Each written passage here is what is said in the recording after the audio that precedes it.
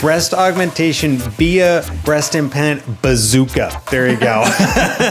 Yeah, you combine that with something like ChatGPT. You say, hey, spit out some content for me, plug it into your AI version of yourself. I worry about content, whether it's across Google or Instagram and TikTok, at what point is where it's all just going to be AI generated? Nowadays, it feels like if the audio's not right, the lighting's not right, the music's not right, I feel like if everything's not together as a total package, it really hurts your engagement, which means it really hurts your reach. Big news of the day, the TikTok ban, all 12 to 14 hours of it. How did you survive without doom scrolling during that period of time? I mean, I did subconsciously, essentially, I open my phone all the time and just like subconsciously try to open it.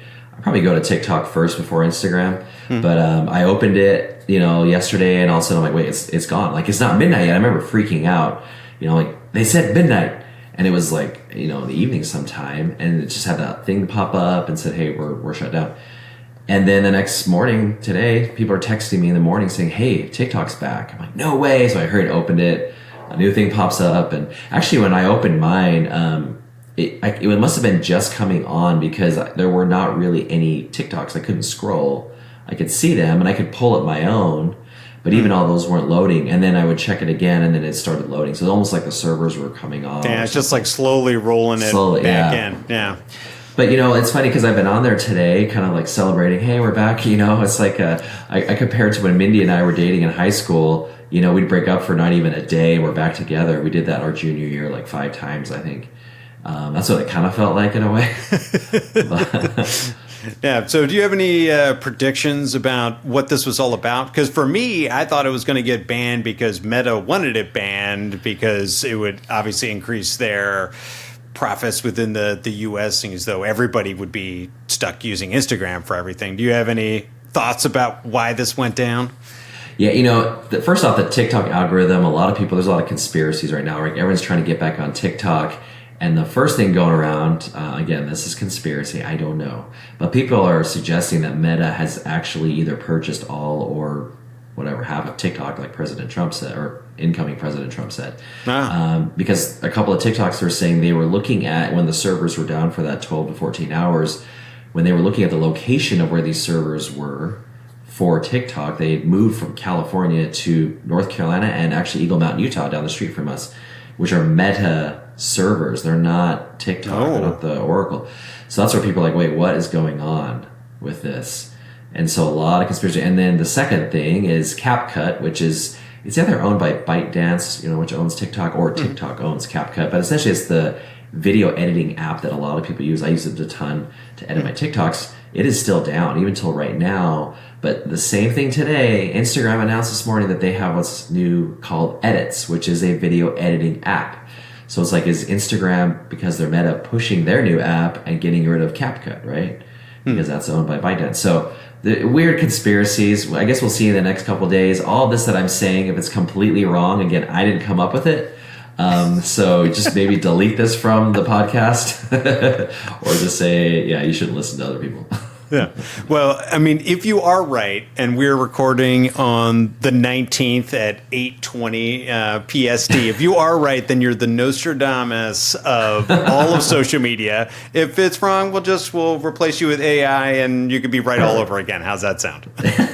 That's good. Actually, speaking of AI, you can even change what your mouth's saying and the words coming out with my voice. On Netflix, there's a show. It's in like Norwegian or something. Can't remember the name of it. Oh, it's like La Palma or something. It's in a different language, like natively, but you can change it to English. And if you look at their mouths, supposedly Netflix actually alters the mouths to make it look like they're speaking English. And they have a disclaimer saying that they have the technology to be able to do that. So I mean, you could technically just it's like deep faking themselves. It's deep fake, yeah, on Netflix, yeah. It's pretty crazy. I've actually seen a couple of things floating online saying that with enough programs, you can get your face, you can get your voice, and then if you type into a program, it'll show a video of you speaking in your voice of what you typed, so you don't have to film anymore. You can just type to do all your kind of talking head videos, which is just wild and worrisome. what it feels like. Yeah, you combine that with something like ChatGPT. You say, hey, spit out some content for me, plug it into your AI version of yourself, and you're just, I worry about content, whether it's across Google or Instagram and TikTok, at what point is where it's all just going to be AI generated, like what, and where's the chicken or the egg? Like I was having this conversation yesterday with someone. It's like, if you think of AI right now, like when you ask it something, what it's doing is essentially just querying all the databases, all the things it can find in a very rapid time because of the amount of computing power it has, synthesizing that together and spitting back an answer, right? It's not like it's coming up with its own ideas. And it's also not necessarily right. I mean, there's things that if you Google and it comes up top, you're like, okay, that's definitely not right. I'm going to have to go and do like my own research because the half a second that ChatGPT put together for this isn't actually getting me to where I want to go because it, is finding wrong answers online. It's just living off the stuff online. It doesn't know the difference between right and wrong of that information that's out there. Stuff. It'll get better. Yeah, I think it will. I compared it to like as a plastic surgeon. So let's say in your career you've done 10,000 breast augmentations.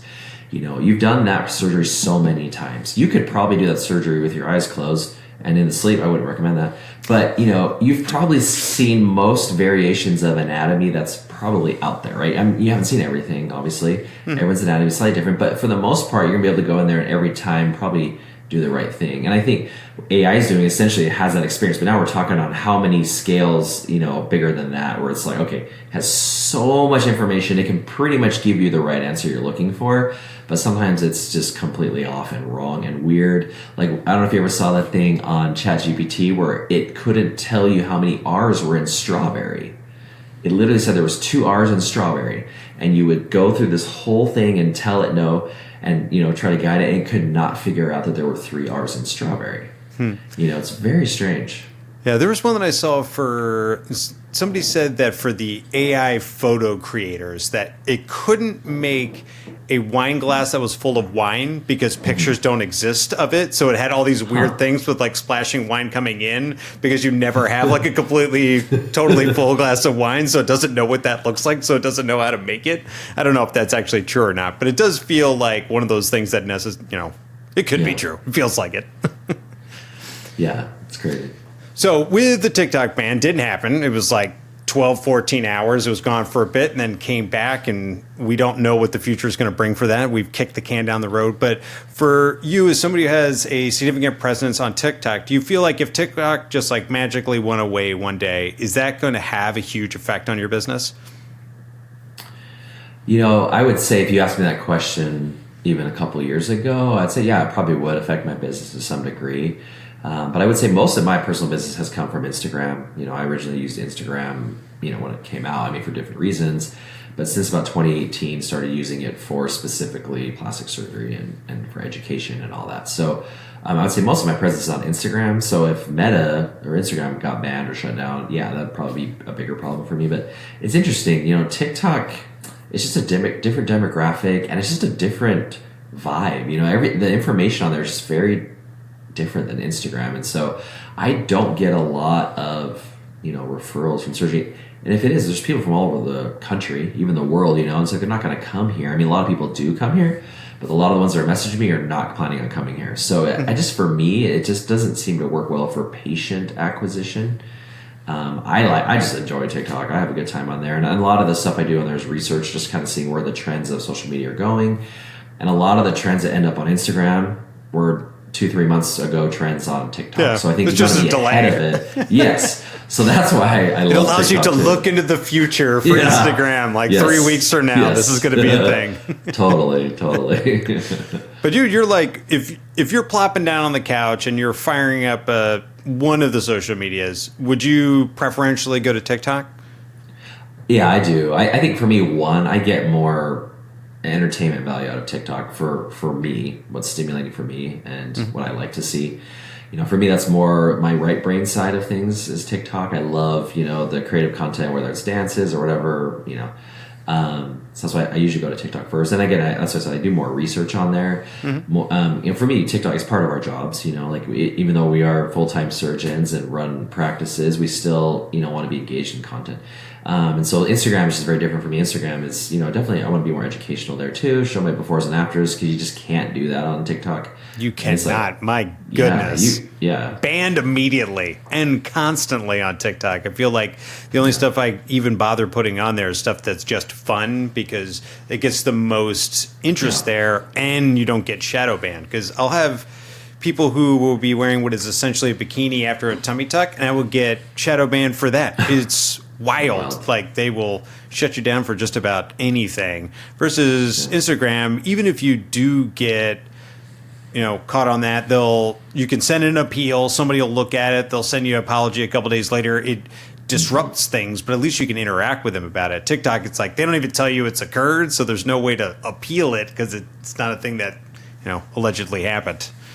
I think, Mark Zuckerberg, and I heard this thing that he had retracted a little bit, but when he came out a week or so ago and said, hey, we're going to eliminate a lot of the censorship or like the moderation that they have and go to more of fact checking. Yeah, not the fact checking, more the community notes, but even like not really suppressing content and maybe just, the illegal stuff, obviously, still. It sounds like there's going to be some adjustments there. Now, I'm curious to see if this is going to affect plastic surgery content on Instagram because, like you're saying, I mean, even the bots, the AI bots on Instagram right now, I mean, they'll shut you down automatically. And yes, they will, manually go in and undo that for you, but it is a painful process. I'm curious if that will help with this whole concept of shadow banning and actually getting our content out. Now, I think there's just so many users now, though, on Instagram. Even if that was completely gone, right, we could just show all the plastic surgery content in the world. I still think our reach is just so limited because there's so many people on there creating content.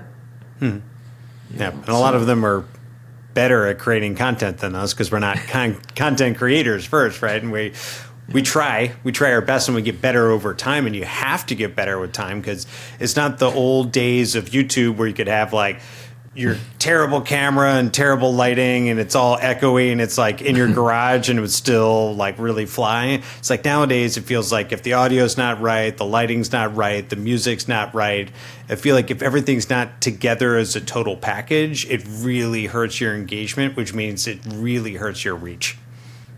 Yeah, I think a good thing that we should differentiate from what you're saying, because I like what you say, and I think that's where this is going with TikTok and Instagram, is real authentic content, but that's like well produced, well thought out, and maybe even longer form. Not just, that's why Instagram just upped it to 3-minute reels instead of 90 seconds.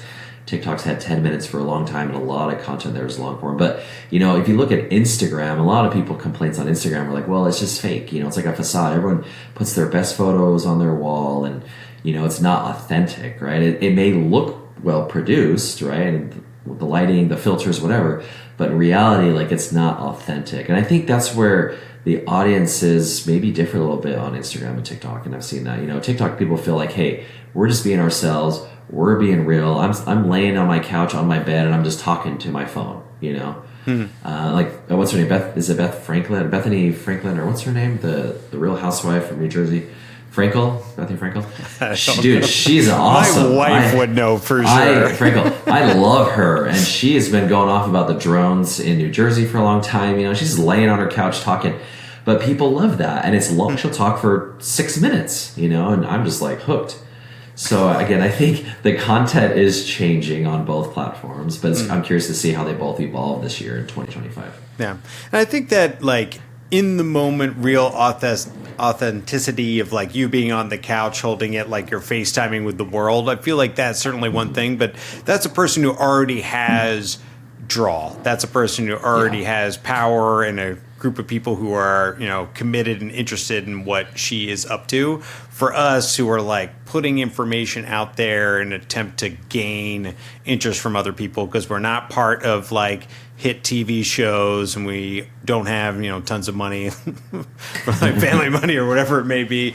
But with all of that, for us, when you're trying to build a following, it is tough when it's an echoey room and you don't have good lights. It's like we have to learn about all these other things in an attempt to have the best quality stuff that's coming out to help increase the chance that we can kind of pump those numbers up. Because I didn't go to film school, right? It's like I know a couple of plastic surgeons who have, right? Just Yeah. Dr. Elstrom in Newport Beach, he went to USC and went to film school there. So it's like he knows about all this kind of stuff. But for us, it's like I have crazy lights and I have like a gigantic mic, but all of this stuff is not anything I knew anything about until I tried to create content.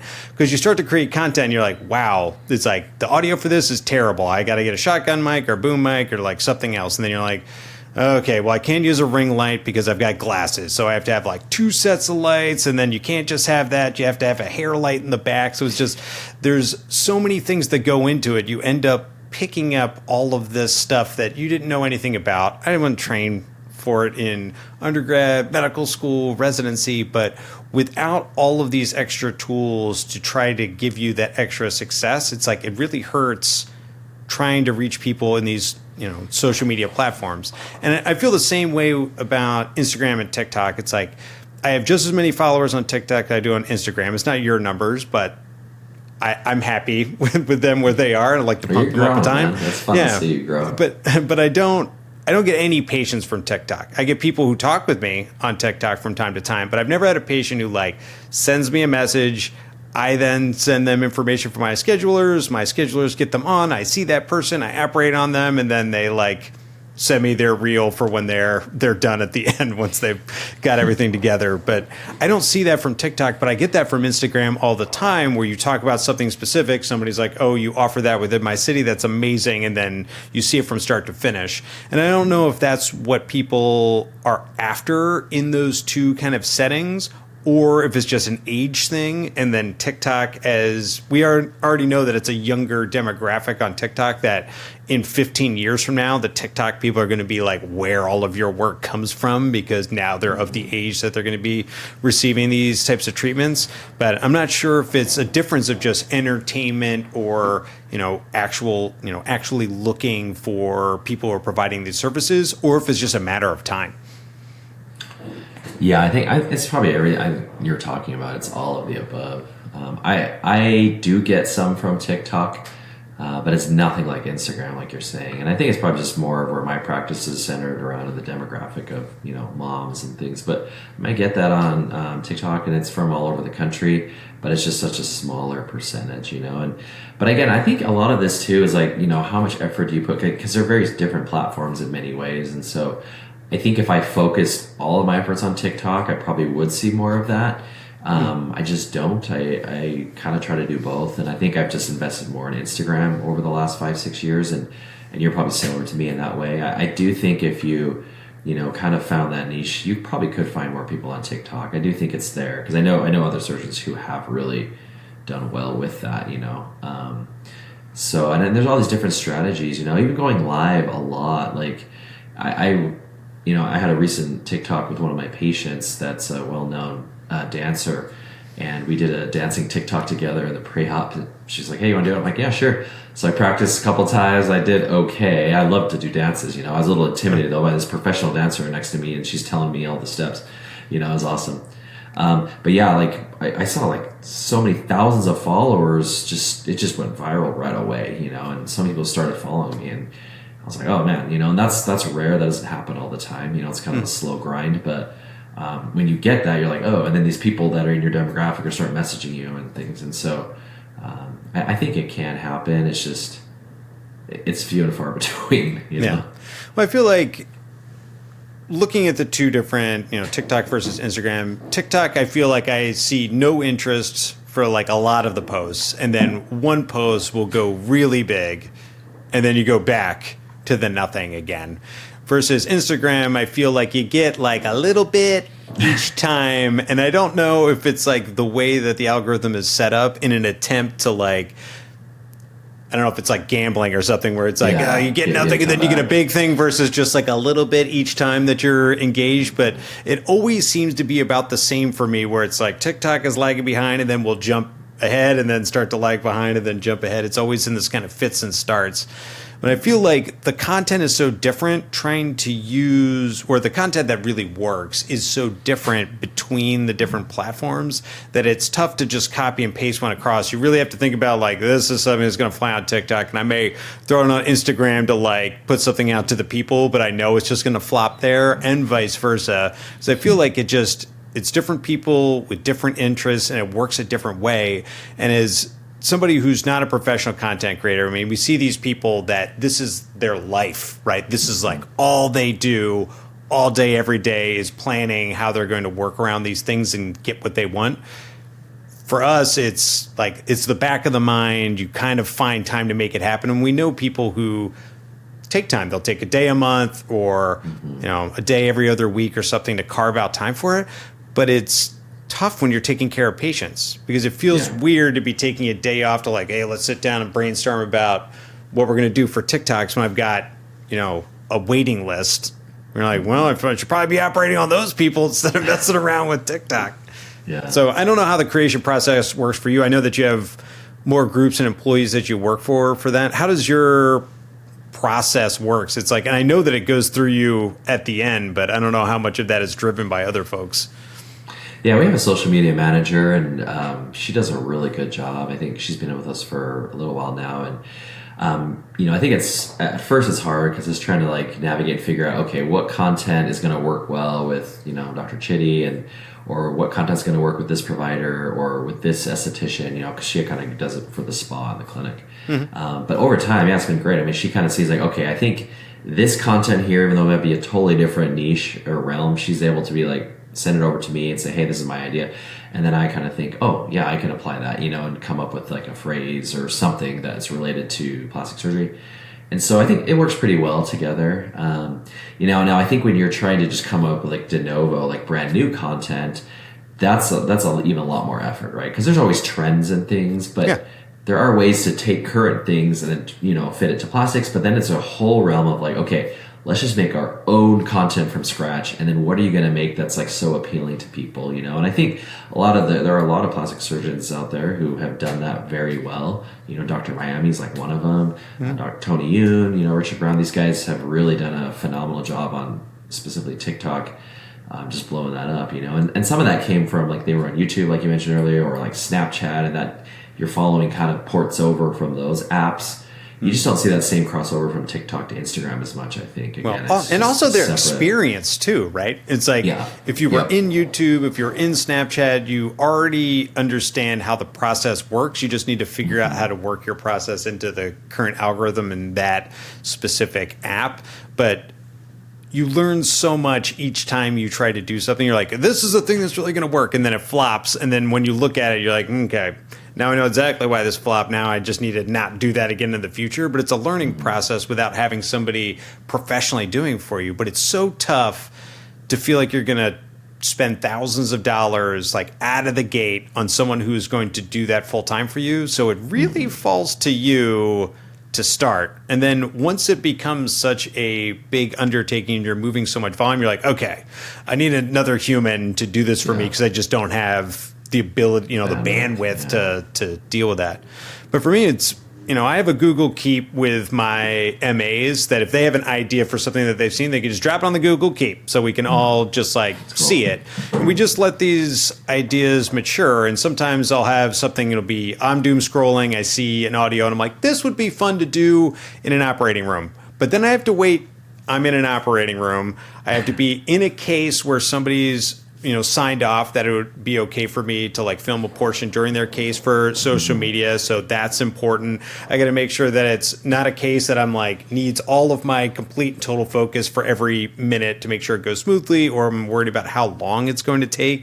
And then in those cases where I'm like, okay, this is a case that this is going to, like, work for. And then I'll have a nurse who's the only person who's not sterile film it, and they didn't go to films, they didn't go to film school, so whether the shot's good or not, who knows. I'm gonna have to get it in post, because I'm only gonna shoot it once, because we just need to get back to work. But you have these ideas that are in the back of your mind, and then it just takes so much time to get it to fruition. They're just kind of sitting back there because it's all secondary, right? We're surgeons first, content creators and people on social media second. And it's just tough to keep up with people that are just, 24/7.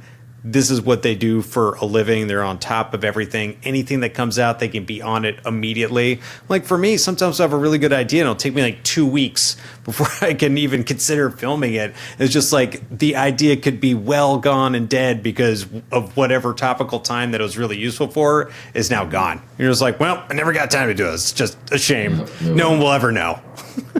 Well, especially if it's like a trend, or if it's like some audio you found and it's 2 weeks later, it's gone. Maybe on Instagram it's there because at TikTok it was 2 weeks ago. But yeah, you got to see it at TikTok and then you got to catch it on Instagram. Yeah. That's the time frame I'm in.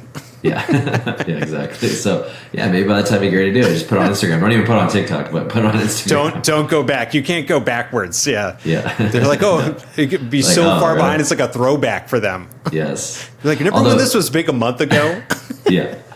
It's so weird. TikTok, the day that it was about to get shut down, or maybe 2 days before even, all of a sudden the algorithm became all the original 2020 TikTok trends. Everybody was redoing them, right? And that's all I saw. And it became very nostalgic for me because I started, using TikTok in 2019, like pretty early on. And I was doing the dances. And so I went back in my own feed to the very beginning and looked at my first TikToks back in like August of 2019.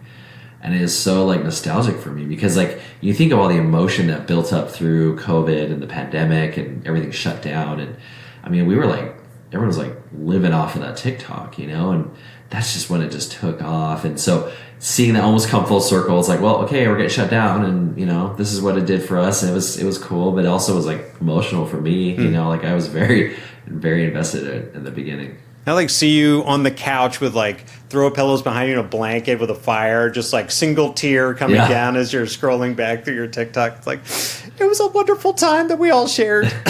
Seriously. And then like coming back was like just amazing, at the and same we're back. time. It was a tough 12 hours. Yes. Love it.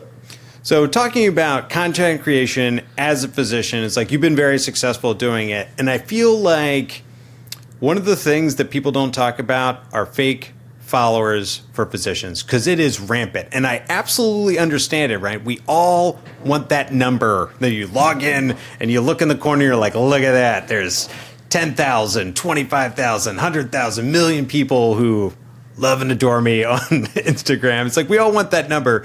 But when you are creating content as a physician, you don't have a lot of time. You have no experience unless you're somebody who happened to study that in undergrad, which is very unusual. But we're coming into this with no knowledge and just trying our best. We're like, people will be interested in what we do because we do plastic surgery. And unfortunately, that is like not enough. You also have to produce decent content. So for me as a physician, I remember, I think I had like, 1,500 or 2,000 followers or something on Instagram. And I got somebody who, an account that liked many of my things like all at once. And then I got a DM and they're like, we love your content. I'm like, oh my God, finally somebody gets me. They're like, we love your content. It's so good. We really enjoy watching all your stuff. Me and my, social media team want to take you to the next level. And you look at the you look at the profile and they have 500,000 followers and there's only like 50 posts. And every single post is just like a guy getting out of a Bugatti or like drinking champagne on a yacht. You're like, okay, this is maybe a super famous person I've just never heard of. And then this happens every week for years. Like it happens forever. And I literally almost fell for it out of the gate because you are so desperate to want to have your stuff work, have other people recognize it, and have help. You're like, oh my God, qualified help. So I don't have to do this all myself. But you see all of this and you can see why it would be so easy for a physician to engage with one of these accounts. They're like, okay, we're going to get you 10,000 followers out of the gate so you can start getting paid for all the content that you are making. We're going to get you 10% engagements with likes, follows, and shares, and we're going to really build you out. And you're like, wow, that sounds awesome. Except it's all fake, right? It's like they have 500,000 fake followers because nobody has that many followers with 35 35 posts unless they were like incredibly famous out of the gate. And it's like Brad Pitt just got a new Instagram. Sure, he would get that many people, but not some guy that nobody's ever heard of. It's like nobody's that impressed by getting, champagne on a yacht. But it's so easy to get involved in this. And then physicians who are getting it just ends up hurting them in the long run. Yeah, because, engagement is actually, this whole word engagement, it's just weird, right? This whole concept. But it's essentially their algorithms and everything are looking at your account, the posts that you put on, how many likes are there, how many views, how many comments did you comment back, right? There's all these like things that go into this quote unquote algorithm that are going to determine whether your content is good and if it's worth pushing out to your other followers. Because on average, your content, when it's pushed out there, you make it, probably at this point, less than 10% are seeing it. And it could even be less, if you have low engagement. So what people are doing is they're essentially trying to buy engagement through these people. And they're real accounts. Like they'll say, hey, we're going to have a bunch of real people, comment. And then all the comments are always like, oh, great job, doctor. Or, hey, that was a great surgery job, like they're very generic. Excellent results. You're like, great, thanks. You look at the account and it's from some Eastern European country, and all of them, all of a sudden, you're like, I guess all my clients or all my patients just want to come from Eastern Europe and just are dying to see me because they love my stuff, But that, like you said, it hurts your account and your engagement because now your actual followers are not going to see it, at all. And so I think, and new accounts, right? It's like you're not going to get pushed out to actually real people out in the world. Not at all. Yeah. So I think, again, it's very tempting for us to do that. And again, I've been approached too, like you, and I know a lot of surgeons honestly have. And there's different strategies out there, and it's kind of evolved over the years. I think early on, I remember you kind of mentioned 10,000 followers. I remember when 10,000 followers allowed you to put a link in your story.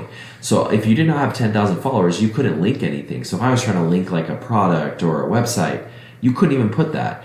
And so we tried to hit the 10K. They almost made like a goal, right? And so it was easier back then to get there. But I think that mentality of like having more is better, or maybe it makes me have more clout, or, Dr. McNally has that many, why don't I? An ego thing, right? There's just so many funny factors. But I think if we ask ourselves, step back and say, okay, why are we doing this? Like, what's the end goal of our social media? Are we educating? Are we inspiring? Are we, trying to show our work and the quality and how good of surgeons we are? The experience at our practice, whatever all the things is, because at the end of the day, you're trying to acquire patients. It's another tool for branding yourself, but also marketing yourself, So I think that's why we've all, kind of really jumped on board with it. But we got to be really careful with all those people, these middlemen, these people just trying to jump in and make money off of us doing those things that are not helpful, right? I mean, It's fine to have people that are helpful, but if they're not helpful, hurtful actually, then don't do it. Yeah. And I think that you're right in saying it really depends on what your goal is, because I think for some people, it's like having a big number in the corner is like, this is how important I am. Like, I'm this many people important on social media, which is very important for them. And then people who don't know how social media works will see that number and be like, this person must be amazing because I went on their Instagram and they had 75,000 followers. But then when you look at their followers, they're not truly followers. You look at what they're creating, they have the world's worst post, like happy 4th of July. It's like the classic, just the American flag. It's not even animated. There's no music. And it's got like 80,000 likes. You're like, okay, that's not true. But for people who aren't in it all the time, and I see this especially for my older patients, they'll be like, oh, you should check out this account. And I'm like, this account is literally just garbage. It's trash. Like they're so excited about just the number. They think that the number has something to do with like how important or how amazing that surgeon is. But it's like a lot of it's fake and it's wild. And I think that a lot of patients need to know that it's like followers are so easily bought. We don't even have to look for them, right? They will come to us. We have to pay for it, but it's like they will search us out. And as many thousands of followers that you want to purchase, you just buy them. And it's not even that much money. Like as far as like plastic surgery is concerned, it's like you could easily drop that on just your website and SEO, or just Google Ads easily, to have very high number of followers. So do not look at just that. Please at least look at their results and ask yourself, if this person didn't have 1 million followers, is that a reasonable result that I would actually want? Or do you think that is good because you think that they are so amazing based off of that? Yeah. It's funny locally here because, I think that even the followers, it's just not a direct correlation of how many people are actually following you. There's a whole category of people that kind of lurk, they call them lurkers, where they will look at your content. You'll see them pop up in your stories, like their little icon they're watching, but they're not actually following you, right? But they're following you.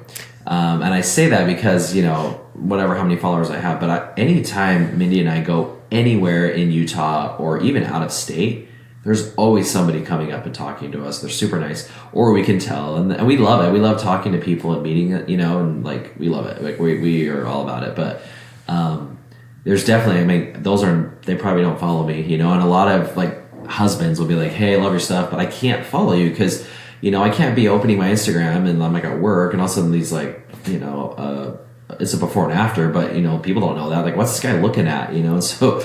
Or people in my neighborhood are like, well, I can't look at your content because I love the dancing and you and Mindy, but then all of a sudden, this pops up, and so I think there's a lot of people that are like lurking or just don't dare to actually click the follow button. And so that's where, again, the following number does not matter, right? It's like, what are you trying to achieve? And if you're getting busier in your practice, you're getting referrals and things through that, great. I mean, that should be probably the end goal. If you're trying to get clout and become like famous or become an influencer, that's another thing, right? So I think you have to ask yourself as a surgeon, like, what is it that you're wanting? You could do both, I guess, right? You can do both.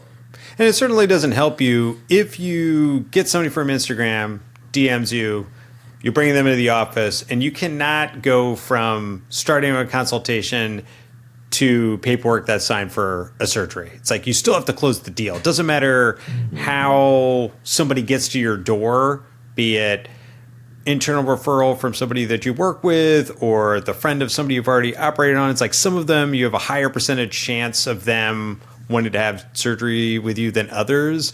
But if you cannot start and finish that consultation, that time and effort that was put in ends up being wasted if the goal is to continue to grow and continue to operate as a surgeon to build your practice. Totally. I used to, when I first started practicing, I used RealSelf a lot. And back then, the Google algorithm was very different when it came to Google Ads or AdWords. And RealSelf would always pop up. They had figured out the SEO and how Google was functioning back then. And so they were able to charge a lot of money to surgeons, to get your name as the first one to pop up. If someone types in breast augmentation Salt Lake City, if I've paid $5,000 a month for breast augmentation slots, then they would put my name as that first name every, 10 surgeons or something, just cycle you through. So you have all these surgeons paying a ton of money to just pop up in Google because that's how people were doing it.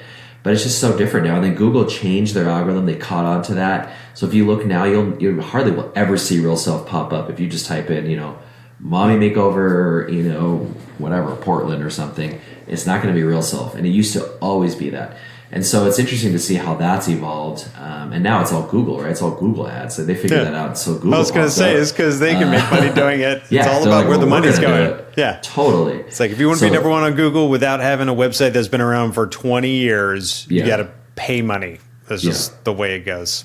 And I thought about that. Like the amount of money I put into it back then to try and grow my practice, if I were to take that amount of money and put that now into a social media marketer, a digital creator, you can create a whole team with that, the amount of money we were spending, to get paid. You probably get a lot more patients through your social media now. And so I think we've seen all this evolve. And I'm really curious over the next 5 years, what is social media going to be? Because if you look back 10 years ago, like it wasn't what it is now. And 5 years ago with COVID, even with TikTok coming on board, how different that's become. Like where will we be in 5 years? What's going to be new and how is this going to change?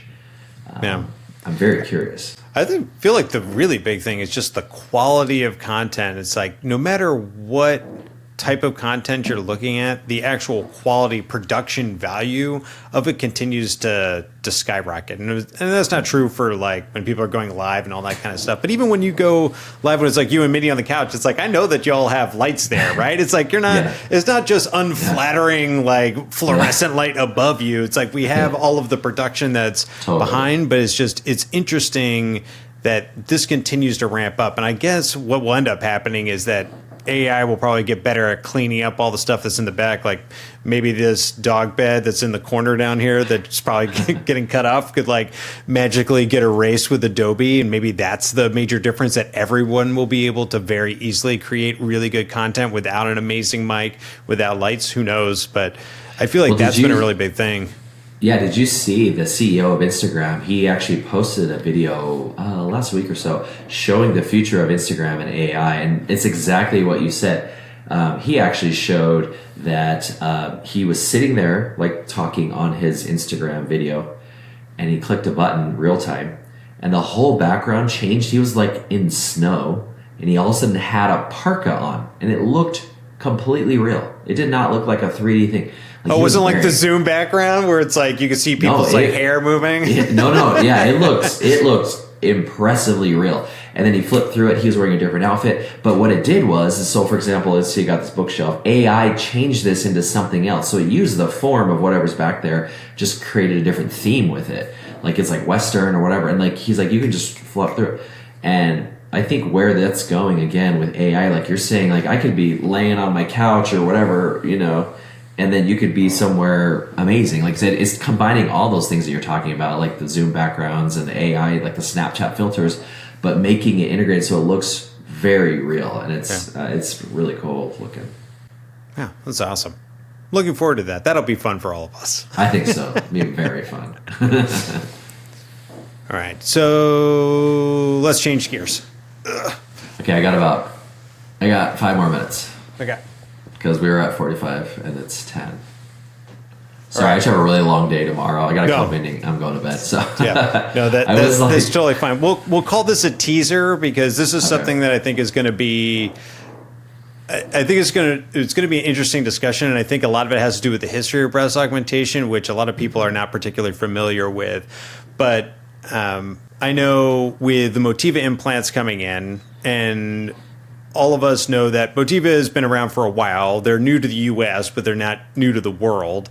But I think what a lot of people don't know is that we didn't get everything that Motiva has to offer, right? Motiva is bringing in certain products, but certain products are being left outside of the U.S. And those will likely be added to the line relatively soon. And what I'm talking about most specifically is the Ergo 2. So they have their standard round implant. They have the Ergonomics, which has a more kind of slightly fluid gel, which allows it to move more naturally. But they also have the Ergo 2, which is incredibly stretchy.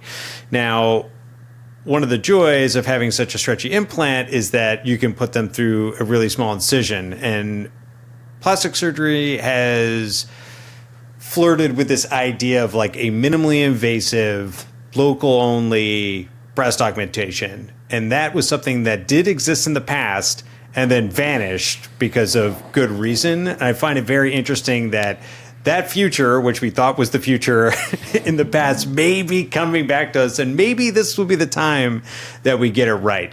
But the idea of like the minimally invasive breast augmentation, I mean, in your opinion, do you think that if this is something that really pans out, do you think this is the future of breast augmentation? I mean, you've done as many breast augs as anybody our age that I know of.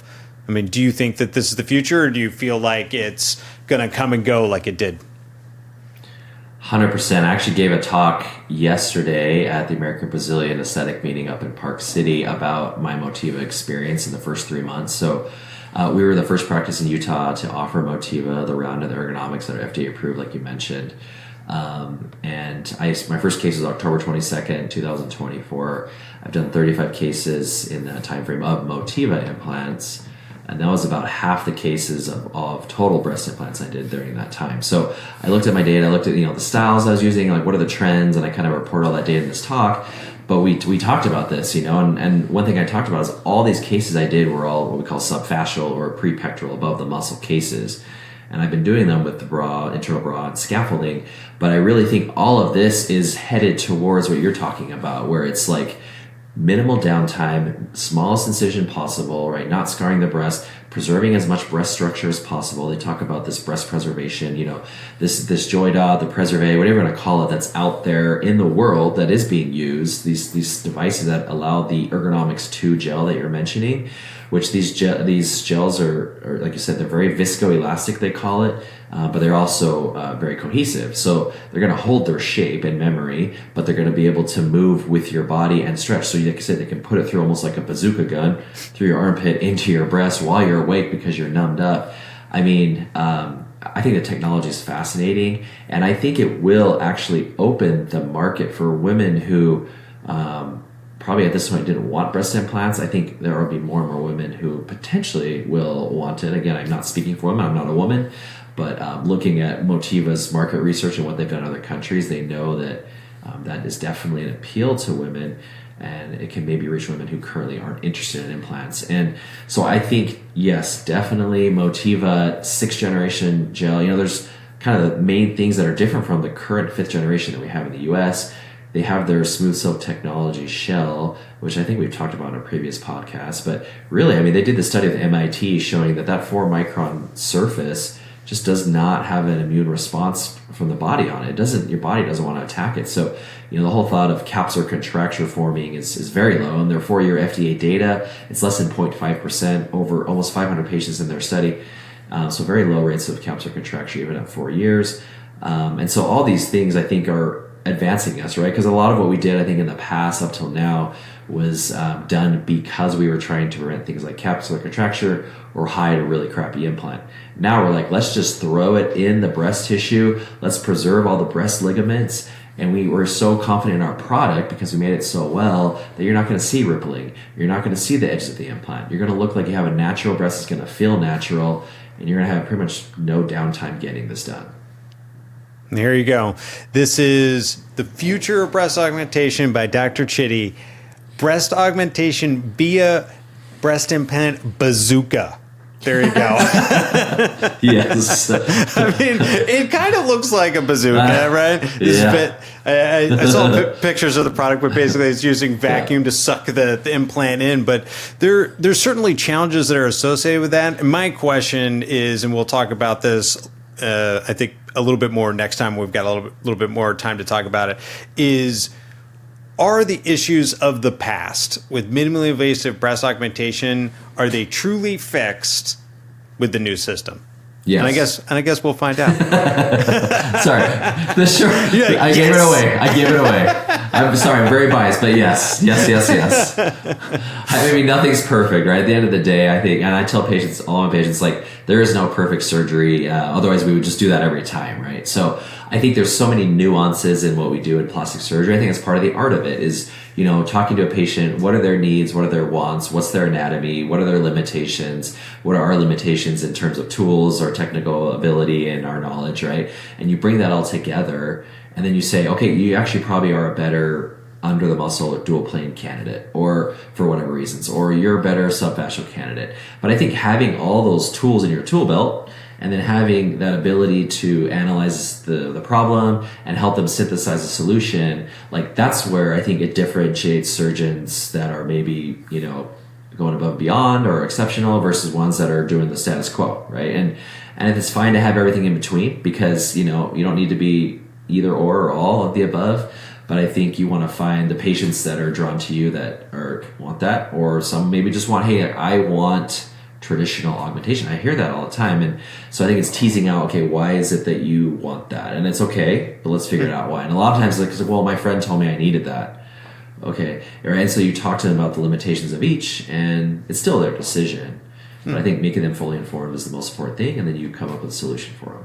Yeah. Well, you can't just have one solution for everybody, right? It's like everybody's going to be different. Some people have different goals than other people. The important thing is that you have all of the tools in your tool belt be able to get the type of result depending on what they are after.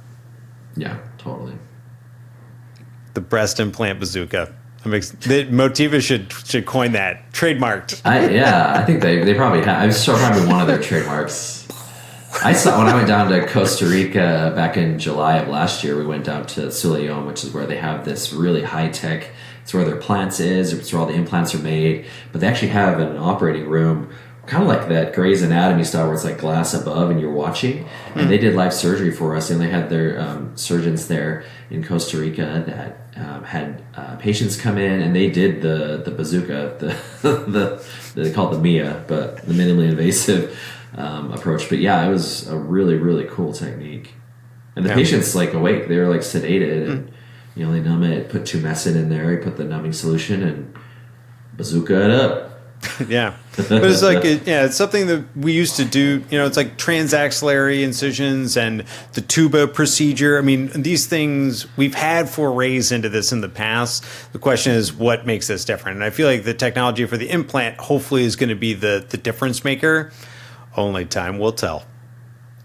What I would love, and I've talked about this before, and I'm not the first person to talk about it for sure, but it's something I'm very obsessed with, is we create, as surgeons and as a community of plastic surgeons, techniques for women. We think about rhinoplasty, preservation surgery, right? Like preservation rhinoplasty. I think, and they talk about breast preservation with Motiva quite a bit, and that's something they talk about when we went down there. Let's talk about preserving ligaments and preserving the muscle and preserving the skin. All these things, even preserving the skin on the breast. That's why they're trying to go through the armpit, because you're not actually cutting the breast; you're cutting into the armpit. But if we could come with techniques where we're doing that and we're adding potentially like internal bra support through those small incisions, I mean, to me, that's a game changer. So, yeah, what they need to come up with, if we're going to do internal bras through a minimally invasive approach, they need to come out with what is basically like the Spider-Man like Galflex placement, where it goes in like liquid, like it shoots over top of the implant, or is like integrated into the shell so it goes with it. Because the traditional Galflex we have now, if I could place that through a 2 centimeter incision, I am an amazing surgeon. It's annoying to even do it through like 3.5 centimeters. Even then you're fighting, cursing, trying to fold it up. And it's like, it's really a pain. So the idea that you could do it for a minimally invasive one would be tough. And maybe it's not something that's going to be necessary when the rest of the anatomy is there. Yeah, but exactly. I feel like it's something that's helpful, but I feel they may have to come up with something that's either a liquid version or like something that will harden or is attached to the outside of the implant, that when the implant is deployed, it's part of the process. Of the system, it's got to be integrated into that, because having it not integrated, trying to get a 3D Galaflex or half of a 19 circle Galaflex around through a minimally invasive incision is going to be just an absolute total nightmare. The idea that you would do it from the armpit is like laughable to me. I don't know how you would do it without endoscopes or a robot. I have to like dock a robot to do somebody's breast augmentation if we're going to have that. So I can have the little claws inside to unfurl it. But I don't have a couple of $1 million to have one tucked into my little procedure suite in my office. That's going to be tough to come by. I don't think you can get a return on your investment for that. Yeah, I got to get one off of Temu. That's what I need. I need the Temu. The Temu robot, so I can do it for breast augmentations. Be like the only robotic breast augmentation surgeon in the U.S. There we go. Even with the discount, I don't know if that's going to pay itself off. Well, that wraps up another podcast for Plastic Surgery Cut Above. If you noticed again, Dr. McNally's awesome sweatshirt. We do have merch you can get. He took it off. He's getting a little warm. But yeah, you guys check it out. If you want to download, I'm going to get my own there. It does have our awesome logo.